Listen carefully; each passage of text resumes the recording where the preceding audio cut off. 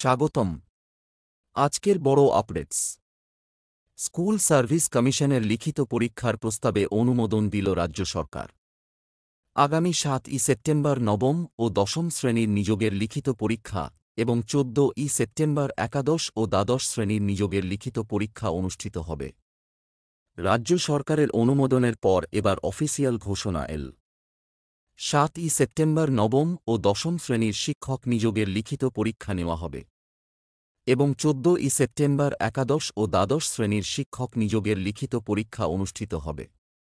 খুব শীঘ্রই school service কমিশনের অফিসিয়াল ওয়েবসাইটে এই বিজ্ঞপ্তি প্রকাশ করা হবে। এই নিয়োগ প্রক্রিয়ায় বিপুল সংখ্যক আবেদন জমা পড়েছে। মোট আবেদনকারীর সংখ্যা ৫,৮৩,৭০০ জন।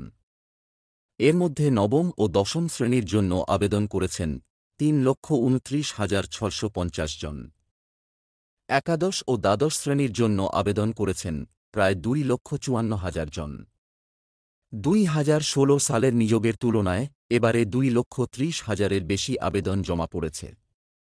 লিখিত পরীক্ষার নিরাপত্তা নিয়ে শীঘ্রই বৈঠক বসতে চলেছে রাজ্য। প্রশ্নফাঁস রোধে এবং পরীক্ষার স্বচ্ছতা নিশ্চিত করতে কড়া নজরদারি থাকবে। প্রতিটি পরীক্ষা কেন্দ্রে জোরদার নিরাপত্তার ব্যবস্থা নেওয়া হবে বলে জানা গেছে। আগামী ৭ এবং ১৪ই সেপ্টেম্বরের এই দুটি বড় পরীক্ষার জন্য রাজ্য জুড়ে প্রস্তুতি তুঙ্গে।